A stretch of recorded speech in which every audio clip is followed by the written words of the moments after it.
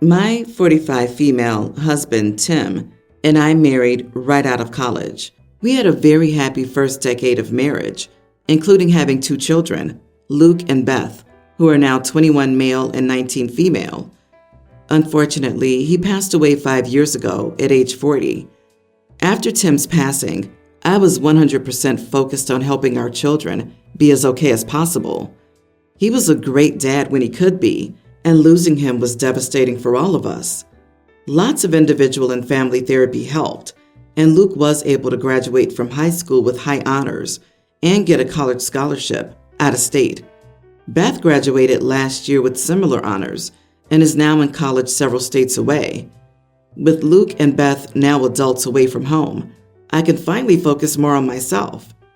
It took me a long time, at least 3 years, after Tim's passing, before I could even think about wanting to date again. Then for the next year, I was focused on getting Beth through her last year of high school and off to college. However, once she left for school in the fall, I started to dip my toe into the dating apps. It's been slow. I've probably had a dozen or so dates, mostly first dates that didn't go anywhere. There was one guy that I went out with 4 times, but we decided not to continue as we weren't feeling a more than friendship spark. So here's where the problem is. Last week, a cousin of Tim's saw me out on a date. She was in town for business and just happened to be at the same restaurant. She made a bit of a scene, coming up to the table, yelling and demanding to know what I was doing and betraying my husband, which really confused the gentleman I was out with. She stormed out and apparently called Tim's parents, who then called Luke and Beth. Now everyone is furious at me because I hadn't given a heads up that I was starting to date again. My thought was, I don't need to give the play-by-play on my dating life, especially when it might be hurtful. I figured that if I started seeing someone regularly, I would let folks know, but until then, there didn't seem to be anything to tell. Especially as Tim's parents live across the country, and Luke and Beth are away at college. However, everyone involved, Tim's cousin, his parents, my kids, and assorted other relatives and friends, who now know, say that I'm a huge idiot for not telling people that I was moving on. But I've been a widow for 5 years, so am I the idiot for letting people find out that I'm dating again without a proactive heads up? Not the idiot. You are a grown woman with a right to life and privacy. You owe no one the details of your life, not even your adult kids. Your late husband's cousin is a huge idiot for the scene she made. I'm sure everyone still feels the loss of your husband, but that doesn't mean they get to dictate how you live your life now. Well done for being brave. Keep going. Yeah, what's with the whole betraying your husband crap? Is she delusional? Marriage is till death do us part, is it not? You have more than every right to date, and it's nobody's freaking business. And whoever called your kids is the biggest idiot. Their misguided ownership over your private life is mistaken. The only people you're obligated to communicate with are your children, and even that's a courtesy, not to ask permission. How dare you not join a monastery, become a Buddhist monk, or go live on a mountaintop to avoid all human contact? It sounds a bit like you starting to date has burst a bubble for his family, as if they haven't quite accepted that your husband died long ago. The line about you betraying your husband is a giveaway. It's so out of line with reality. Everyone involved? You and the person you're dating are the only people involved in your dating life. And these people sound insane. Like, truly insane. If anyone said this to me, I'd never speak to them again and let them know in no uncertain terms how insane they were. Yep, his family's just looking for an excuse to make trouble for OP. There was no reason to get mad at her, dating 5 years after he died, and especially no reason to cause drama with her kids. I'm rather disgusted with them for dragging her through that. A 45-year-old woman doesn't need anyone's permission to do anything with her life. She even mentioned that these were casual dates. It's not like she was in a full-blown relationship and just not telling anyone. Her kids, really. I wouldn't really care to know about a ton of casual 1 or 2 time dates that my mom has been on. My dad died when I was 6. My mom remarried. My dad's family stayed in my and my younger sister's lives as granddaughters. Mom had 3 more children with her second husband, and my dad's family sometimes included them, but not always though. They would send them small gifts for their birthdays and Christmas. I'm now 21 and my sister's 19. Our grandfather died recently and left all his grandkids some money, as well as something of his that would remind us of him. I got a photo album that we always used to look through together, and my sister got a chain she always admired of his. He also bought and left every grandchild a pen. My half-siblings did not get included in this. My mom and her husband were not very happy. My half-siblings had been expecting something when they heard through Mom that we got something. Mom and her husband confronted my grandmother, who asked why my half-siblings would have been left anything, and explained as far as she was aware, none of my dad's family would be including them as grandchildren or nieces or nephews in inheritance. My mom thinks we should stand with our half-siblings. My sister thought it was crazy. I told my mom she had no right to expect my dad's family would have included my half-siblings. She told me, of course, she had a right. We're all still family, and that the kids have known them their whole lives. Am I the idiot? Not the idiot. At the end of the day, your half-siblings are not your grandparents' responsibility, and they were only in contact with them because of you and your sister. You should ask your stepdad if his parents have included you and your sister in their will. Yeah, probably not. Your mother is absolutely unreasonable here. You don't have to share anything if you don't want to. Expecting her former in-laws to treat the children she had with another man after the passing of their son as their own grandchildren is quite rich. All the more when this is pure greediness in the wake of inheritance and not about how these people treated our children. Don't get involved. Advise your sister to avoid getting involved, and don't ever give in to pressure when you two eventually continue to receive inheritance and your mother pushes you to share it with your other siblings. I'm guessing OP's dad's side gave them birthday presents, etc., to be able to stay in OP's life. However, it wouldn't surprise me if Mom had made an ultimatum and they chose to give in rather than lose OP and Sis. And now that OP and Sis are over 18, they don't have to play that game anymore. It's a shame how often grandparents are cut out of a grandchild's life when there's a death and the daughter or son-in-law remarries. Sorry for the loss of your grandfather, and doubly sorry that your mother and siblings are exacerbating it with their greed. Background: I, 25 female, am a homely-looking girl. There's really no other way to say it. I am not hot or even pretty by most people's standards. My sister, 27, Bella, is one of the most beautiful women who has ever walked this planet. Like, got stopped on the street and in the mall multiple times while we were growing up for modeling opportunities. We have different dads. I guess she just won the genetic lottery. I was jealous of her as a kid, especially because we were always compared to one another. I'm 5'4", average body, slightly below average face. I have a facial deformity because my jaw didn't form correctly. My family has never let me forget this part of myself. I've cut most of them out of my life, but the trauma remains. I've been in therapy for family issues and self-image issues since I turned 18, but it hasn't 100% sorted itself out yet. She's 5'11", thin, and all around just really gorgeous. She's also a genuinely great person. She's humble and sweet, and even though she could have made a living off of her looks, she ended up going into social work and now works with kids in foster care. She and I are close.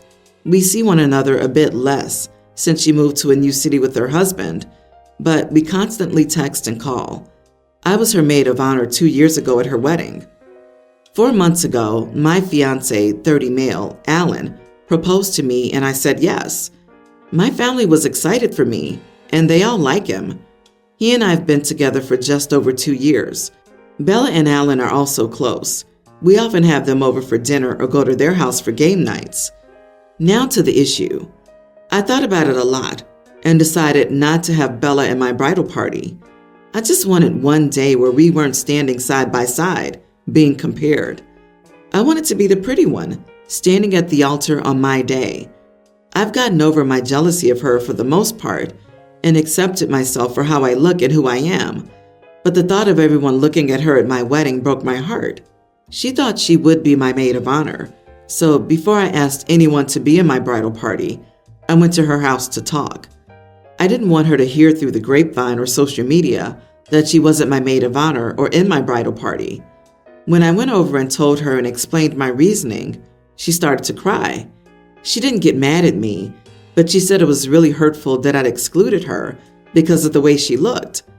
I understand her point. She and I are best friends. However, she's been giving me a bit of a cold shoulder since this happened.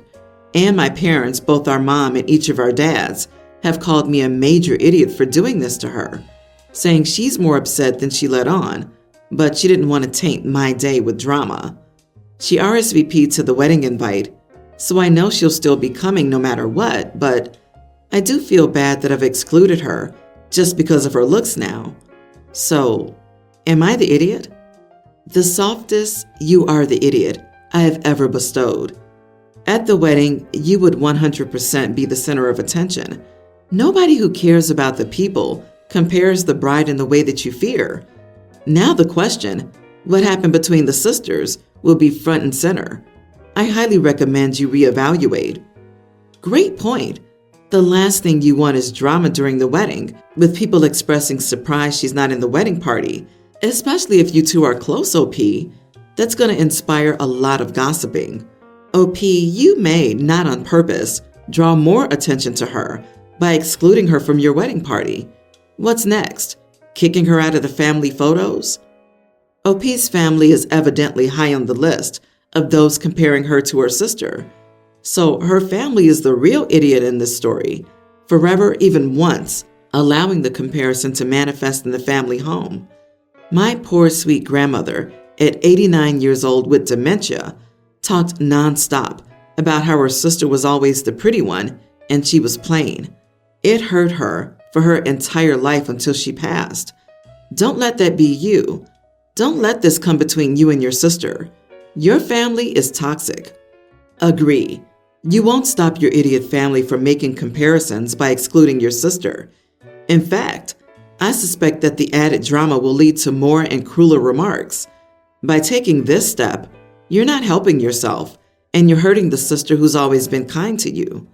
You'd be better off including your sister and uninviting the rest of your family. Mini update.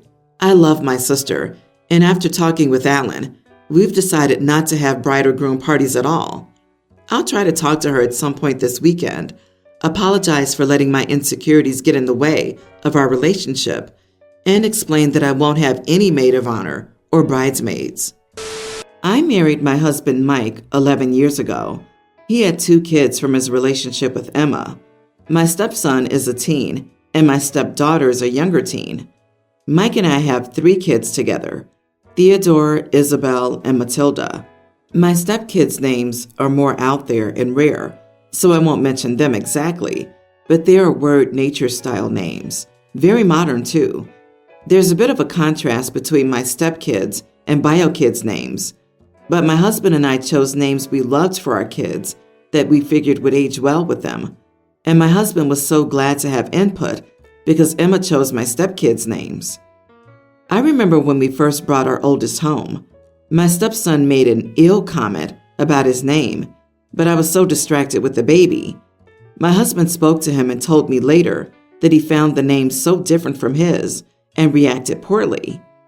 Up and down, I remember some comments being made by my stepkids about their siblings' names, but I always tried my best not to let it get to my kids. Recently, Mike and I learned that Emma and my stepkids have been calling the kids' names boring, dull, and ugly, saying they were suckered with bad names, and Emma telling her kids how unfortunate my kids are and how lucky they are that she named them. 2 of our 3 kids have taken to heart that their siblings don't like their names, and one of my kids said Emma tried to give them a nickname that was better than their real name.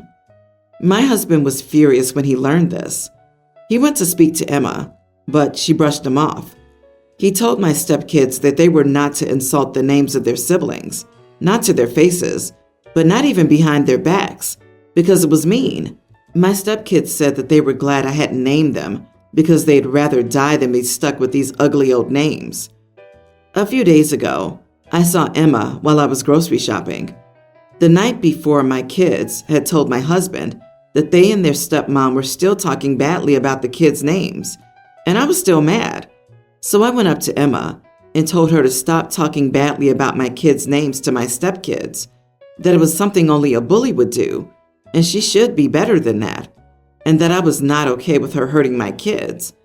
She was furious and told me I had no right to speak to her, and Mike was the only one who could talk to her about my stepkids.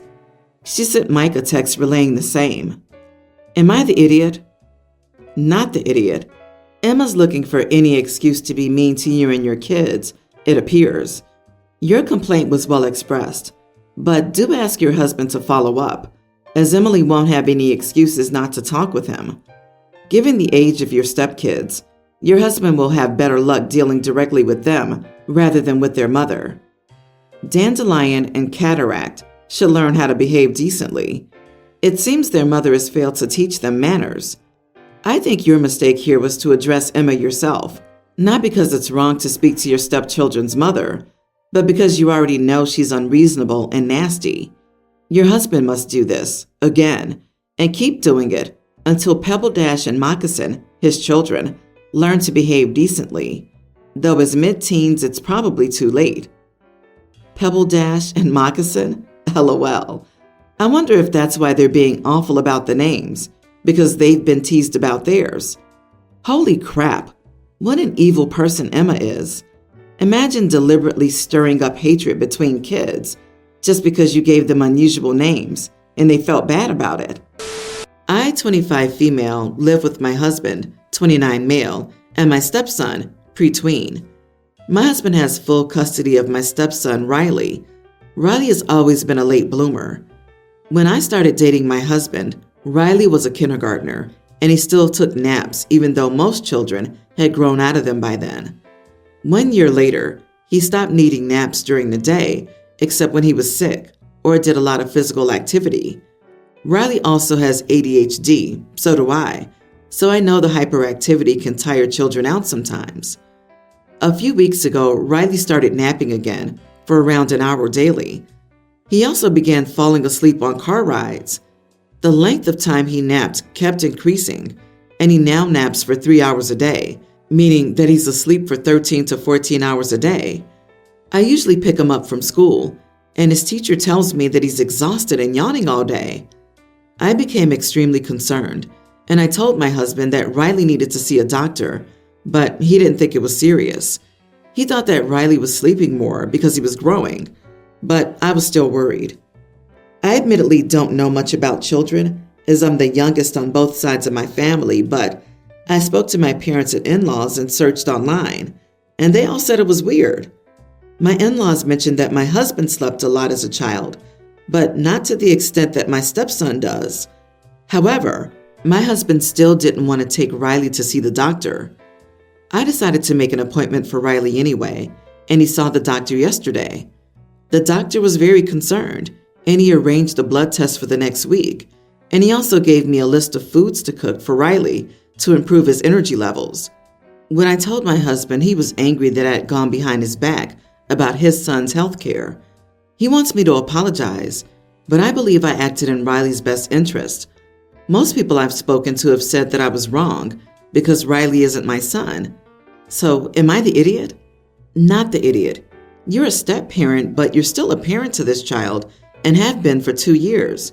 When you have a concern, even if your husband doesn't necessarily share that concern, you should be able to take the child to the doctor to have them seen. Obviously, the doctor's very concerned here and ordered blood tests. I think you need to talk with your husband about why he's so adverse to taking Riley to the doctor. Is he worried that there's something wrong with his son? Or has he had bad experiences with doctors? Is he one of those, we don't go to the doctor unless someone's dying kind of people? Yeah, I'm kind of worried that your husband thinks that going to the doctor is something you should apologize for.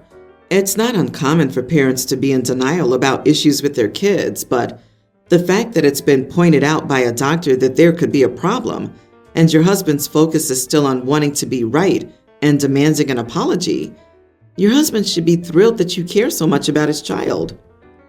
If it helps, you can tell him you've read about constant tiredness being a potential sign of diabetes in young children because sugar in the bloodstream isn't being used to produce energy, potentially a serious health concern. Does anyone in his family have a history of diabetes? Update. He's kind of insecure about his abilities as a parent. He thinks he has to be super dad because Riley's mom isn't around, and he is one of those "we don't go to the doctor unless someone's dying" kind of people. There is a history of diabetes in my husband's family, and I didn't know that there was a link between tiredness and diabetes. Thanks for mentioning it.